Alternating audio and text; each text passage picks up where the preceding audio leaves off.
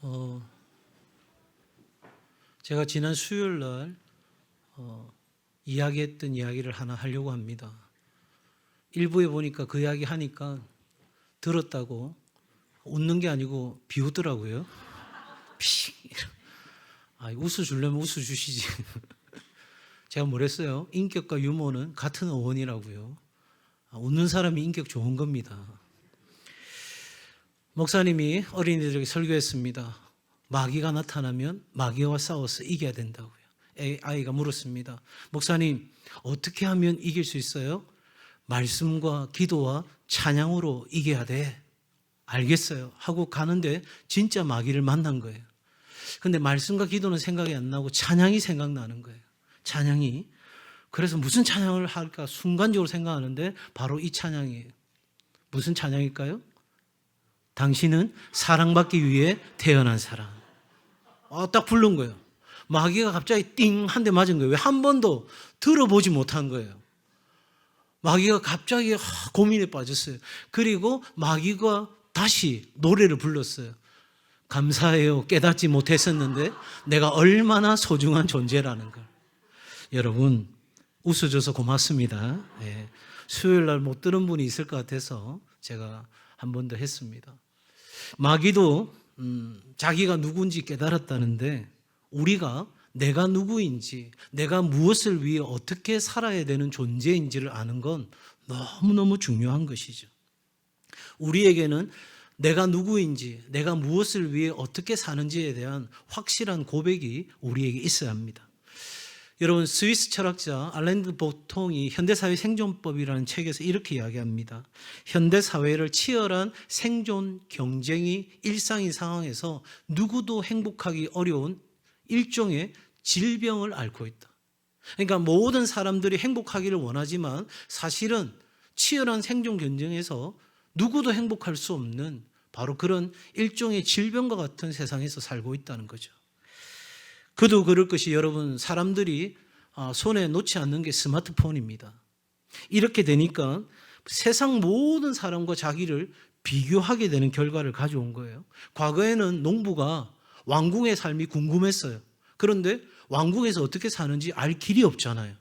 그래서 그 별천지 사람들이 사는 건 그냥 그렇게 사는가 보다 하고 살았어요. 그런데 지금은 그 스마트폰에 온 세상 사람들이 뭘 좋아하고 뭘 가지고 있고 어떤 사람이 행복할 수 있고 어떤 것을 가져야 이 세상에서 선두적인 위치를 차지하고 성공했는지 성취했는지를 세상이 다 알려주는 거예요. 그러다 보니 여러분, 우리는 비교 지옥에 살아가는 거예요.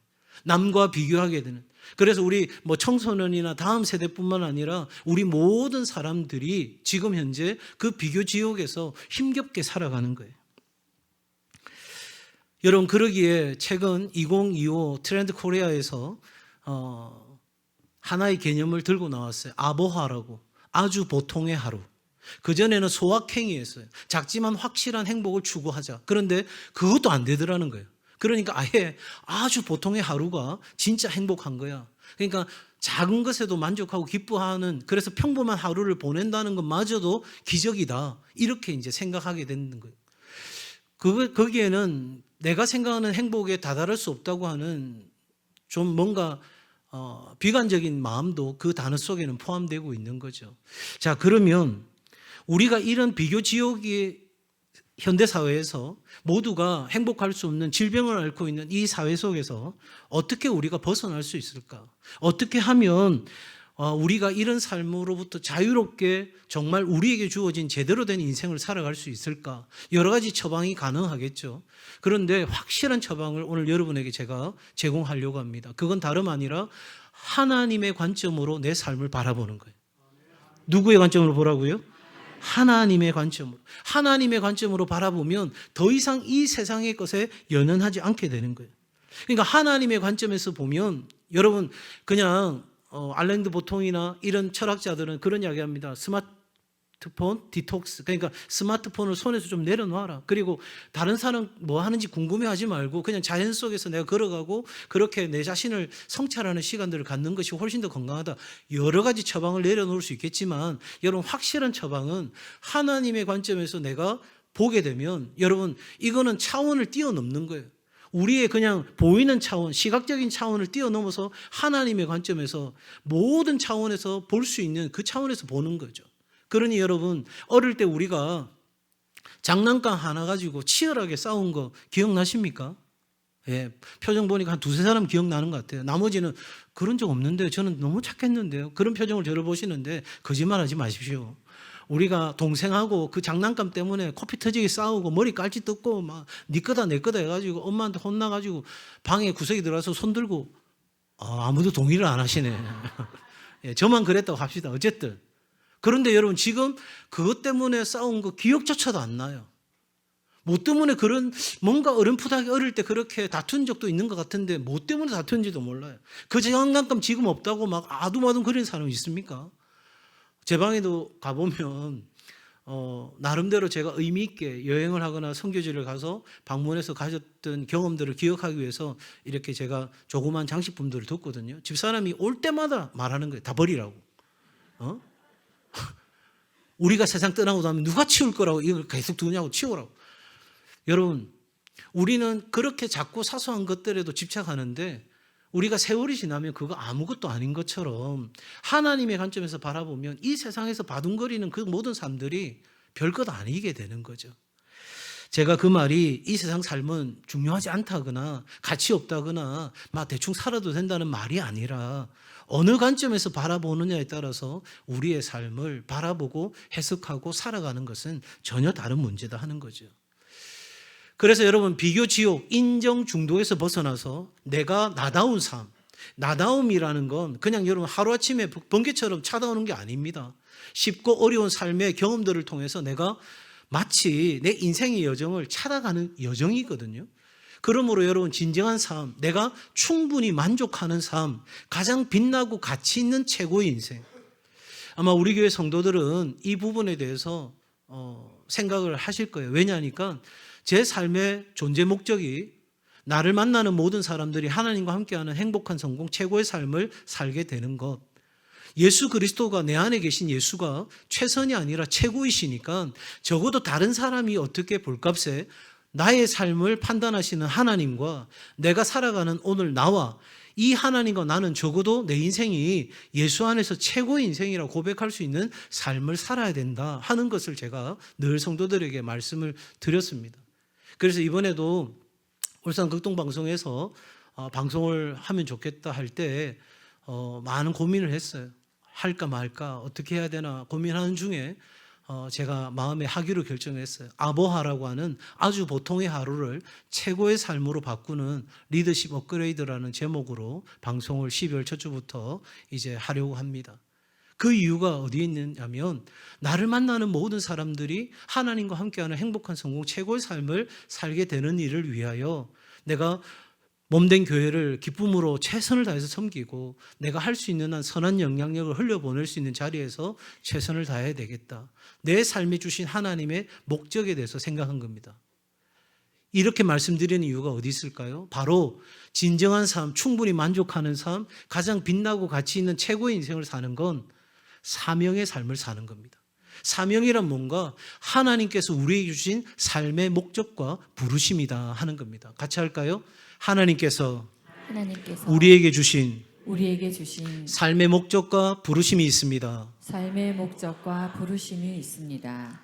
단순히 우리가 꿈이나 어떤 비전을 이루는 내 목표를 이루는 것을 넘어서서 나는 하나님의 뜻을 이루는 도구가 된다는 거예요. 나의 주어진 모든 삶을 가지고 하나님의 뜻을 이루기 위하여 사는 거예요. 여러분, 먼저 그의 나라와 그의 의를 구하는 삶, 하나님을 기쁘시게 하는 삶, 하나님께 영광 돌리는 삶, 복음에 합당한 삶, 하나님 안에서 온전한 삶은 다 하나입니다. 바로 사명을 위해서 사는 삶인 거죠. 그래서 여러분 사명을 산다는 걸 다르게 표현하면 해야 할 일이 아니라 하나님의 뜻과 계획에 순종하여 나아가는 삶의 방향이다. 내 삶의 방향이 어디로 향하느냐? 내가 세상으로 향하느냐? 아니면 나의 주인 되신 하나님을 기쁘시게 하는 삶으로 내 방향을 전환하고 살아가느냐? 이것이 사명에 있어서 중요한 우리의 질문인 거죠. 더 나아가서 여러분, 보이는 것 너머의 하나님을 신뢰하는 데서부터 이 사명의 길은 시작이 됩니다. 자, 여러분, 이스라엘 백성들이 애굽에서 나와서 광야 생활할 때 가나안 땅이 보였습니까? 보이지 않았습니까? 보이지 않았습니다. 자그마치 몇 년을 걸었어요? 40년을 걸었어요. 그러니까 애굽에서 나온 즉시로 그 가나안 땅이 보인 게 아니에요. 그런데 그들은 그 땅을 보았습니다. 어떻게 봤냐고요? 하나님의 약속으로요. 하나님이 약속하셔서 하나님이 아브라함에게 주시겠다 약속하신 우리의 믿음의 조상에게 약속하신 그 땅을 이제 우리에게 주시려고 우리로 하여금 애굽에서 나오게 하셨어. 그리고 하나님이 주신 약속이 나에게는 내 보는 것 너머의 비전이 된 거예요. 내가 가야 할 인생의 목적이 된 거예요. 그래서 그 목적을 향해 나아가는데 그냥 뭉게구름을 붙잡듯이 뜬구름을 잡듯이 그렇게 사는 것이 아니라 그 비전을 향해 오늘 내게 주어진 삶의 자리에서 구름기둥과 불기둥을 따라 내가 지금 여기에 오늘 이 시대에 이 자리에 나에게 주어진 일을 제대로 하려는 마음을 가지고 가는 것, 이것이 바로 사명을 감당하는 것이고 그것은 곧 맡기신 것에 충성을 다하는 것이다. 그러니까 내가 사명을 따라 산다는 것은 하나님의 비전을 쫓아가는 것이고 하나님의 비전을 따라가기 위해서 오늘 내게 주어진 삶의 자리에서 해야 될 그 일에 내가 제대로 하려는 마음 가지고 살고 이것은 곧 하나님께 충성이 된다 하는 거예요. 자, 여러분, 적어도 오늘 우리의 삶의 사명이 뭔지는 이제 충분히 생각했을 겁니다. 미국의 세드백 교회를 담임했던 리고렌 목사님이 이렇게 이야기합니다. 삶의 가장 위대한 비극은, 이건 부정적인 걸 좀 더 강조하기 위해 표현한 거예요. 삶의 가장 절망적인 비극은 죽을 때 모든 것을 이루었어요. 내가 원하는 모든 것이 이루어졌어요. 돈도 엄청나게 벌었어요. 쓰고 죽어도 얼마든지 남아서 줄 수 있는 만큼 됐어요. 그리고 사회적인 지위도 정말 올라갈 수 있는 데까지 다 올라갔어요. 그리고 내가 원하는 대로 내 자식 손주들이 다 인생 잘 풀렸어요. 진짜 남들이 볼 때는 너무너무 부러운 인생이 되었어요. 지금 딱 두세 분 정도가 나도 그랬으면 좋겠다, 그런 눈으로 저를 보시는데 그렇게 되실 거예요. 그런데 진짜 중요한 건 뭐냐면 내가 그 인생의 사다리를 올라갔는데, 그 인생의 사닥다리를 쫙 올라갔는데, 그래서 다 가졌는데, 다 이루었는데, 내가 잘못된 목표를 향해서 살아왔다는 거예요. 이건 뭐예요? 다 이루었고, 다 가졌는데, 그거 다, 죄송하지만, 쓰레기와 같은 거예요. 왜? 마지막 순간에 잘못된 거예요. 그게 아니라고요. 적어도 여러분, 오늘 말씀에서 그렇다면 우리가 사명이 하나님의 뜻과 부르심이고 또 삶이 우리가 어떻게 방향으로 가야 되는 것이며 또한 우리가 하나님의 비전을 따라 오늘 내게 주어진 삶을 제대로 살아내는 거라고 한다면 그러면 무엇을 어떻게 살아야 되느냐라고 하는 질문이 생기겠죠. 그래서 오늘 본문의 말씀에 보면 5가지 명령이 나옵니다. 뭐 여러 가지로 성경 연구하시는 분들이, 성경학자들이 말씀하는데 저는 5가지로 정리합니다. 첫 번째, 가라는 겁니다. 뭘 위해서? 제자를 삼기 위해서. 예수 그리스도를 알지 못하는 사람들에게 가서 그 사람들을 제자로 삼기 위해 뭐 하라? 가라는 거예요. 두 번째, 뭐 하라? 삼으라는 거예요. 가서 제자를 삼으라는 거예요. 그냥 예수님이 계셔 이런 차원이 아니라 그가 예수 그리스도를 따르는 사람이 되도록 제자를 삼으라는 거예요. 세 번째, 뭐 하라? 세례를 주라. 세례는 무슨 의미가 있어요? 바로 그리스도와 연합된다는 의미가 있어요.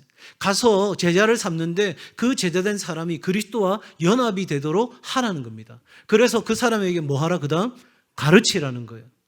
제자 삼은 이들에게 하나님의 복음의 말씀이 무엇인지를 신실하게 가르치라는 거예요. 그리고 그 가르치는 것을 통하여 배운 대로 뭐 하도록? 순종하게 하라는 것이 우리 하나님이 우리에게 주신 사명이에요. 저와 여러분에게 주신 사명이에요.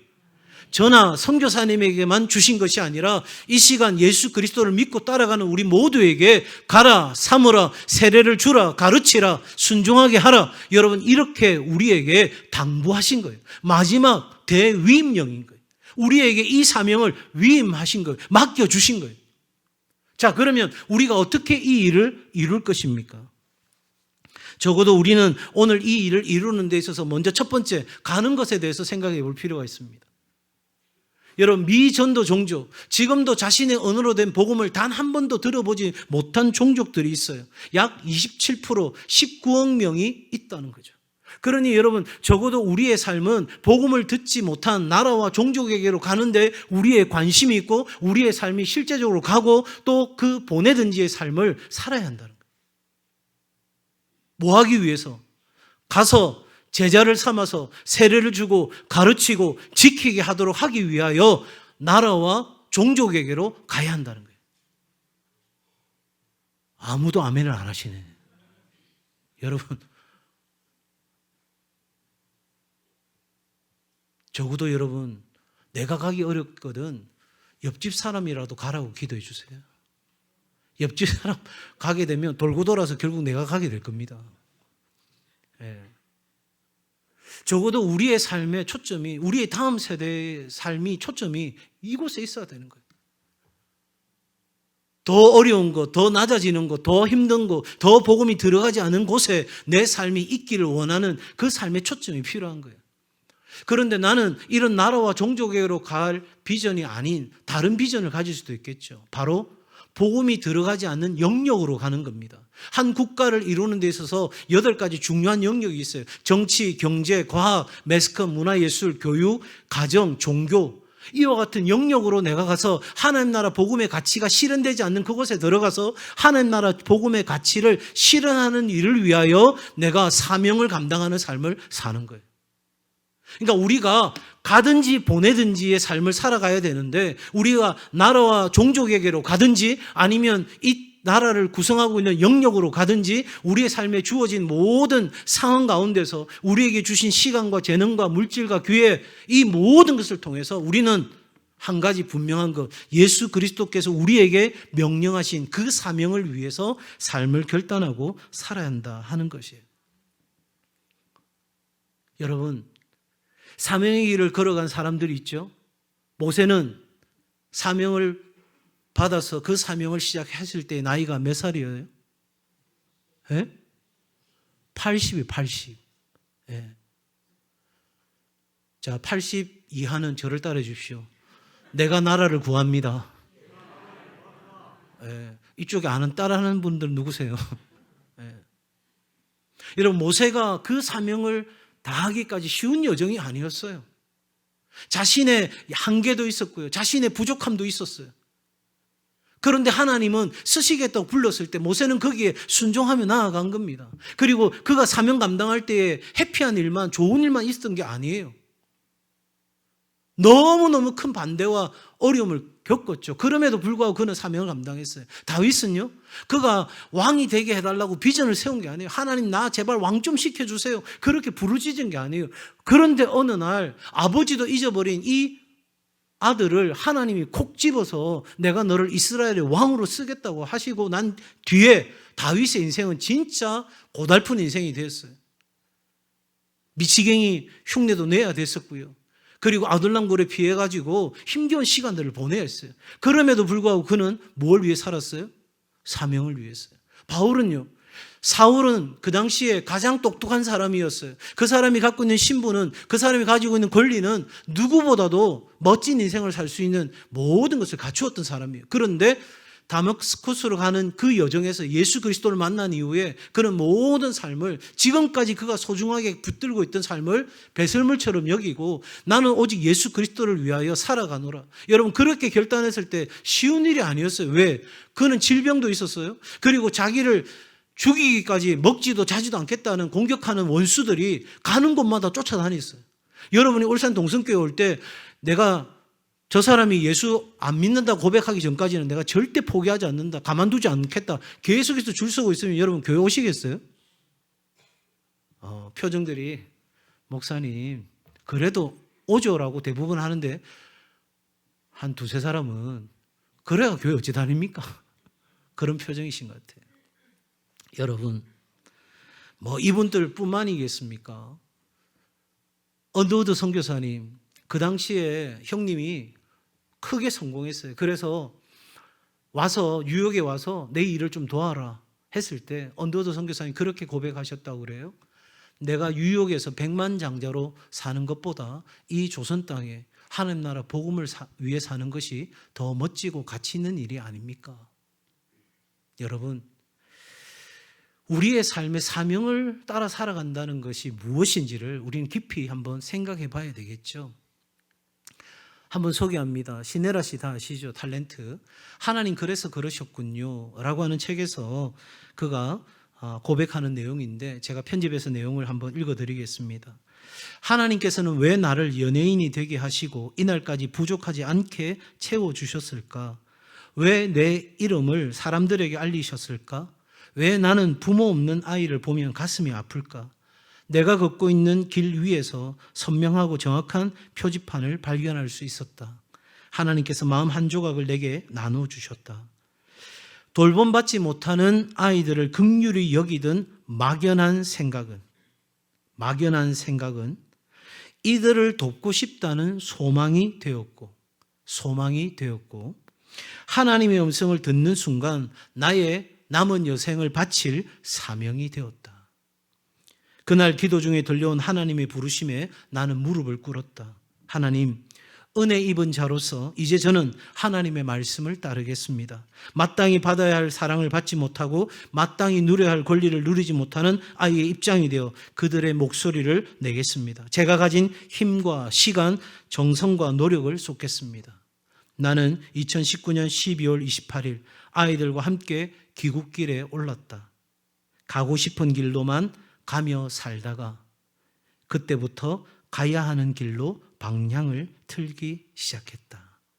사랑하는 여러분, 사명은 우리 각자에게 주어진 은사와 기회, 환경 속에서 하나님의 뜻, 하나님의 계획을 우리가 감당하는 겁니다.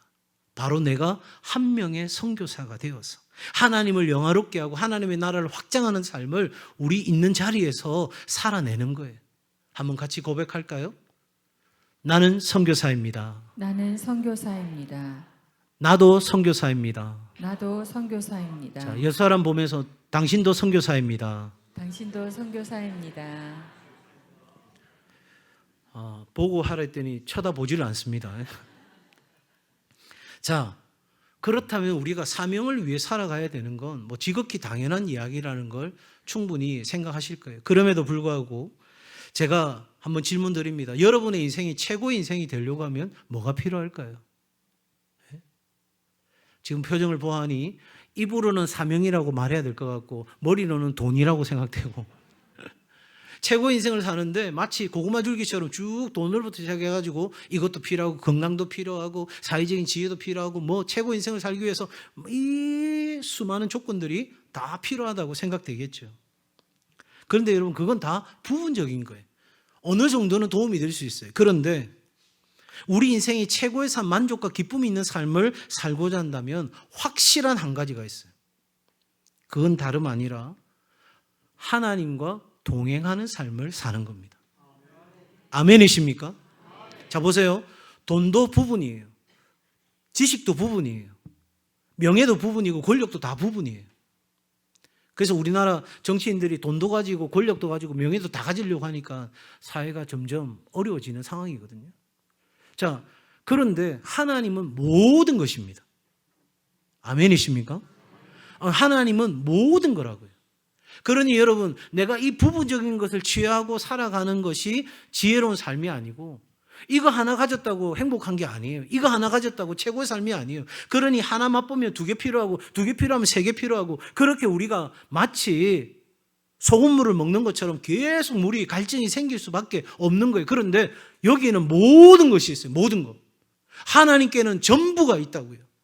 그러니 여러분 우리가 최고의 인생을 살기 위해는 이 부분적인 걸 내려놓고 전부가 되신 하나님과 동행하는 삶을 붙잡아야 되는 거예요.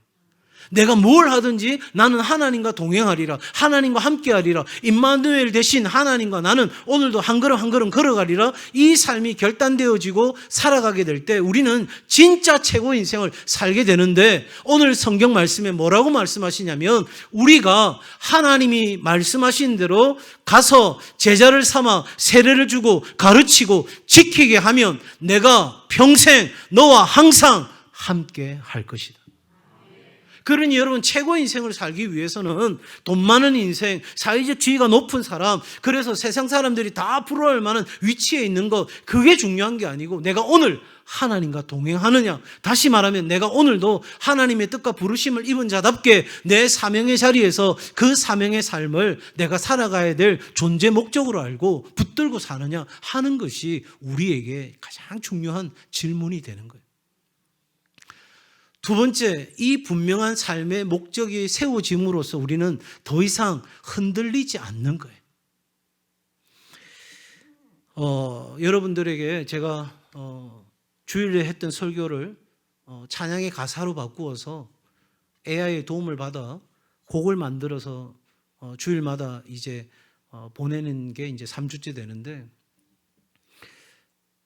오늘 보낼 때 제가 그 2024년 파리 올림픽 때 사랑의 찬가를 불렀던 셀린 디옹의 노래를 같이 보내려고 합니다. 원래는 설교 중에 제가 틀려고 했는데 시간이 좀 걸릴 것 같아서, 여러분 거기에 보면 제가 거기에도 적었지만 셀린 디온이 세계 3대 디바 중에 한 사람이고 정말 노래 잘하는 사람이잖아요. 그런데 지금 온몸이 굳어가고 있는 상황이에요. 한동안 그걸 오픈하지 않았어요. 그래서 연주회도 취소하는 경우도 생기고 사람들로부터 오해도 받고 여러 가지 상황이 있었는데, 이번에 그 올림픽 개막식에 노래하기 전에 다큐멘터리가 나왔죠. 그래서 사람들이 그 삶의 고달픔을 알게 되었는데, 다른 건 다 차지하고 그가 이렇게 이야기합니다. 사과나무에 가지가 떨어져 나가는데 사람들은 여전히 사과나무를 보러 온다. 나는 뛰어갈 것이다. 뛸 수 없다면 걸어갈 것이다. 걸어갈 수 없다면 기어서라도 갈 것이다. 내가 살아가야 될 이유, 노래해야 될 이유, 내가 오늘 존재하는 이유, 여러분 그것이 무엇인지를 고백하는 한 사람의 고백이 참 귀하다. 신앙을 떠나서 삶의 목적을 향해 분명한 의식을 가지고 있는 사람의 삶은 그와 같다는 거예요. 오늘 한국 교회가 왜 이렇게 약해졌습니까? 왜 이렇게 무기력해진 것입니까? 죄송하지만 예수에게 미친 사람이 없기 때문입니다. 내가 하나님의 나라와 주의 몸된 교회를 위해서 헌신하기 위해서 뛰어가겠습니다. 뛰어갈 수 없다면 걸어가겠습니다. 걸어갈 수도 없다면 기어서라도 내가 하나님의 영광을 위해서, 주의 몸된 교회를 위해서 내가 끝까지 그렇게 하나님 충성하고 살겠습니다. 쓰러지더라도 내가 주의 몸된 교회에서, 쓰러지는 한이 있더라도 내가 주의 교회를 사랑하고 그렇게 하나님 나라를 위해서 살겠습니다 할 사람이 누가 있습니까? 심지어 그리스도인 우리조차도 그렇게까지 안 해도 돼, 그렇게 안 살아도 돼. 세상의 사람들은 노래 하나 하는 것을 위해서도 그렇게 고백하고 사는데, 우리는 세상 어떤 것과도 비교될 수 없는 그 하나님 나라 복음을 우리가 가졌다고 하면서도 우리는 예수쟁이로 살고 싶어 하지 않는다는 사실이에요. 더 이상 예수 복음이 내 인생의 목적이 되지 않는 거예요. 하나님이 뜻과 계획을 따라 부르신 사명이 나의 사명이 되지 않는 거예요. 하나님의 사명은 사명이고 내 인생은 내 인생인 거예요. 그런데 어떻게 교회 부흥이 있을까요? 그런데 어떻게 하나님 나라가 확장될 수 있을까요? 어떻게 교회가 어두운 이 세상을 변화시킬 수 있을까요? 사랑하는 여러분, 하나님의 사명을 붙드는 순간 우리는 흔들리지 않는 거예요. 달려갈 수 없는 순간이 와도 기어갈 수 있는 순간이 있다면 우리는 그렇게라도 주의 사명 감당하는 삶 포기치 않고 걸어가는 겁니다. 저는 우리 교회 가운데서 한 명이라도 그런 사람 보기를 원합니다. 그러면 그 사람을 통해서 하나님의 역사는 시작되는 줄로 믿습니다. 빌리 그레이엄 목사님이 이렇게 이야기합니다. 하나님께서 나를 창조하신 이유를 발견할 때 인생이 시작된다. 60년, 70년을 살았어도 하나님이 나를 창조하신 이유, 오늘 이 시대 이 자리에 나를 살게 하신 이유를 발견하지 못했다면 죄송하지만 아직 진짜 인생은 살지 않은 것입니다. 그러니 우리는 진지하게 다시 물어야 됩니다. 하나님이 나로 하여금 가라 말씀하시는 곳, 제자 삼으라 말씀하시는 사람들, 그리고 그리스도와 연합되게 하고 가르치고 지키게 해야 될 사람이 영역이 어디인지 우리는 진지하게 물어야 하는 것이죠. 이는 우리가 다 반드시 그리스도의 심판대 앞에 나타나게 되어 각각 선악간에 그 몸으로 행한 것을 따라 받으려 함이라. 여러분, 이건 구원의 심판대가 아닙니다. 이미 우리는 예수 그리스도를 믿을 때 구원받았습니다. 그런데 여러분, 그리스도 안에서 구원받은 사람에게 또 하나의 심판대가 기다리고 있어요. 그건 뭐냐면 우리 각자가 선악간에, 이 땅에서는 선한 자도 있고 악한 자도 있고 선한 일도 있고 악한 일도 있어요. 그런데 우리의 몸으로 네가 무슨 일을 했느냐? 선하다는 건 좋다는 거죠. 뭐가 좋다는 거예요? 하나님이 보시기에 좋았더라. 그게 토브라고 하는 그 좋음이 선한 거예요. 그러니 내가 오늘을 살아가면서 사명을 따라 살아가야 될 이유 세 번째는 바로 내 앞에 하나님의 심판대 앞에서 부끄럽지 않는 삶을 살기 위해서입니다. 여러분, 내가 하나님 앞에서 부끄럽지 않는 삶을 산다는 것은 온전한 삶을 산다는 거예요. 성경 우리에게 왜 주셨어요? 모든 성경은 하나님의 감동으로 된 것으로 우리를 책망하고 교훈하고 바르게 하고 의로 교육하기에 유익한 건데 그 모든 것을 통해서 이루시고자 하는 게 뭐예요? 이 마지막 때, 말세에 고통하는 때에 우리로 하여금 온전한 사람 되도록 하나님께서 주의 몸된 교회 일꾼 왜 세우시는 거예요? 온전한 성도를 세우기 위하여.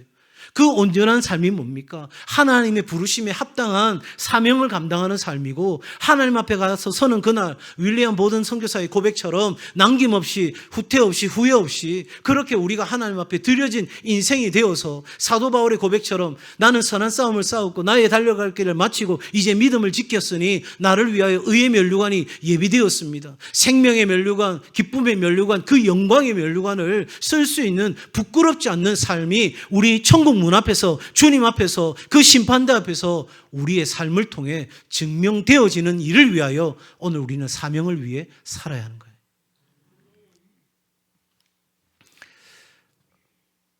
한 젊은이가 있었습니다. 젊은 부부가 아프리카 케냐로 선교사로 가려고 했는데 마지막 심사에서 떨어졌습니다. 이유는 부인이 아프리카의 기후나 풍토에 적응할 수 있는 건강이 되지 않아서 갈 수 없다는 거였습니다. 굉장히 낙심되었는데 이 젊은이의 아버지가 치과 의사였습니다. 그리고 부업으로 하나 한 것이 성찬식 때 필요한 포도즙을 생산해서 판매하는 일을 하고 있었어요. 그리고 이 젊은 사람이 그 아버지의 부업을 인계받았습니다. 그러면서 이런 생각을 했습니다. 내가 선교사로 가지는 못하지만 내가 보내는 선교사가 되어 정말 잃어버린 영혼을 구원하는 일을 위해 내 삶을 드리고 내 사업의 모든 수익을 그렇게 주님 앞에 드리기로 마음에 결정을 했습니다. 그리고 실제로 하나님께서 복을 주셔서 엄청난 수익을 내게 되었고 그가 하나님 앞에 약속한 대로 하나님 나라 복음을 위해서 기꺼이 사용하게 되었습니다. 그 청년의 이름이 바로 웰치입니다. 그리고 만들어진 주스가 웰치 주스. 앞으로 주스 사 먹을 때도 웰치 주스. 제가 이 회사하고는 아무 상관이 없습니다. 사랑하는 여러분, 적어도 저와 여러분의 삶이 하나님 보실 때에 인정함이 되고 하나님의 기쁨이 되는 삶이 될 수 있기를 바랍니다. 마지막으로 우리가 이렇게 사명이 무엇인지를 알고 그 사명을 위해서 사는 것은 지극히 그리스도인으로서 당연한 삶인데 그럼에도 불구하고 우리에게는 이 사명을 따라 살아갈 때 유익함이 있다는 거예요.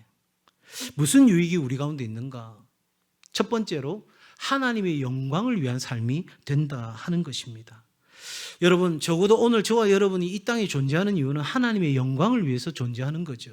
그러니까 우리가 하나님의 파트너가 되어서 하나님의 동력자가 되어서 우리가 하나님의 사명을 감당하는 삶을 살아갈 때 하나님이 가장 큰 영광을 받으시는데 하나님이 영광 받으시는 것이 내 삶의 기쁨과 만족, 행복과 무슨 상관인가? 여러분, 굉장히 이 부분을 잘 설명한 부분이 있어요. 존 파이프 목사님이 하나님의 영광을 우리가 가장 잘 드러낼 때 우리가 사명을 감당하고 하나님이 우리에게 주신 목적을 따라 살아가는 삶을 살아가게 될 때 우리는 가장 뭐 한다고요? 만족한다는 거예요. 앞서 제가 질문했던 어떻게 우리가 충분히 만족할 수 있는 삶을 살 수 있습니까? 어떻게 나다운 삶을 살 수 있습니까? 빛나는 최고 인생을 어떻게 살 수 있습니까? 바로 하나님의 영광을 드러낼 때 우리는 우리가 가장 만족한 삶을 산다는 거예요. 몇 분이 저한테 눈으로 목사님 진짜입니까? 이렇게 물으시는 것 같아요. 진짜입니다. 하나님은 그렇게 되도록 인간을 만들어 놓으신 거예요. 뭐 세상 사람들이 알든 모르든 그건 상관없어요. 왜? 관심이 없으니까. 그런데 적어도 우리 그리스도인들은 예수님을 따라가는 그리스도인이라면 하나님이 사람을 그렇게 만들어 놓으셨구나. 그래서 내가 하나님의 영광을 위한 삶, 사명을 위한 삶을 살아갈 때 하나님이 영광 받으실 뿐만 아니라 내가 가장 만족할 수 있는 삶을 살게 되는 거구나. 믿음으로 받으시기 바랍니다. 자, 두 번째는요, 세상이 추구하는 성공과 성취가 아닌 하나님의 사명을 따라 살아갈 때 기쁨과 평안이 있다는 거예요. 여러분, 마라톤 하는 사람이 옆에 사람이 빨리 달린다고 확 자기도 빨리 달리고 옆에 사람이 천천히 간다고 자기도 천천히 가고 이렇게 되면 어떻게 될까요? 경기를 마칠 수 있을까요? 굉장히 힘든 경기가 되겠죠. 마라톤에 나가는 프로들은 자기가 달릴 때에 정해놓은 어떤 나름대로 스케줄이 있는 거죠. 페이스가 있습니다. 그래서 거기에 맞춰서 달리는 거예요. 남들이 빨리 가더라도 내 페이스를 유지하고 남들이 늦게 가더라도 내 페이스를 유지하면서 계속 달리는 거예요. 조금은 비교가 될 수 있겠지만 자기가 내고자 하는 그 기록, 이것을 생각하고 내 건강과 내 모든 신체의 능력들을 생각해서 달리는데, 여러분, 우리가 하나님의 사명을 붙들면 세상이 뭐라고 하든지 간에 세상이 이게 잘 되는 길이라고 막 소리치고 그렇게 할지라도 우리는 사명을 따라갈 때 우리가 그리스도 안에서 안정감을 누리는 거예요. 우리가 온도계가 돼가 확 올라갔다 내려갔다 되는 게 아니라 온도 조절계가 되어서 나에게는 사명이라는 기준, 그래서 하나님의 영광이라는 기준이 우리의 삶을 충분하게 살아갈 수 있는 힘을 공급하고 우리는 그러므로 기쁨과 평안을 누리게 되는 거예요. 하나님을 향해 올려지는 영혼은 결코 만족하지 않는 법이 없다. 우리의 삶을 하나님께 내어드리고 우리의 모든 것을 주께 내어드릴 때 토마스 아퀴나스는 이야기합니다. 바로 우리는 진정으로 만족한 삶을 산다는 거예요. 존 파이프 목사님이나 토마스 아퀴나스나 모든 우리의 믿음의 선진들이 동일하게 하나님의 이 말씀을 통해서 가르쳐주는 교훈인 거죠. 그리고 마지막으로 우리는 예수님께서 우리에게 당부하신 빛과 소금이 되어서 세상에 선한 영향력을 흘려보내면서 사는 거예요. 여러분, 내가 하나님의 사명을 감당했을 때 우리는 또 다른 누군가에게 하나의 꿈을 줄 수 있습니다. 내가 하나님 주신 비전이 성취되는 그날 또 다른 연약한 사람들에게 비전을 가질 수 있는 이유가 될 수 있는 거죠. 약하고 보잘것없는 내가 하나님 역사를 이루는 사람이 되었을 때 이 땅의 황무한 인생의 밭을 살아가는 이들이 나도 그런 꿈을 꿀 수 있게 된다는 사실이에요. 여러분, 말씀 정리합니다. 여러분의 섬김을 기다리는 나라와 종족들이 있습니다. 우리 교회는 해마다 선교헌금을 작정합니다. 여러분, 한 해를 마무리하고 새해를 준비하면서 복음이 전해지지 않는 그곳에, 나의 필요가 있는 그곳에 내가 가든지 보내든지의 선교적 삶을 살아가겠다. 여러분, 그렇게 결정하십시오. 나는 내 있는 삶의 자리에서 선교사로 살고 또 선교사로 나간 이들을 돕고 또 내가 그곳에 가서 또한 선교사의 사역을 돕는 일들까지 우리는 그렇게 감당해가는 삶으로 하나님이 부르셨어요. 또한 여러분 주보에 2025년 사역 지원서가 들어가 있습니다. 여러분, 꼭 한 가지 이상은 봉사를 결정하십시오. 하나님의 교회를 위해서라도, 하나님의 나라를 위해서라도, 여러분, 하나님의 나라와 교회와 여러분의 개인의 삶은 같이 연결되어 있습니다. 분리된 게 아닙니다. 그러므로 여러분, 우리의 삶을 통해서 이 하나님의 역사를 이루어가는 은혜가 있기를 바라고요. 무엇보다 여러분의 삶이, 여러분의 가정이 하나님의 기쁨이 되는 삶의 방향을 선택하고 결정하고 살아가는 귀한 은혜가 우리 모든 동성애 가족들에게 있기를 주의 이름으로 축복합니다.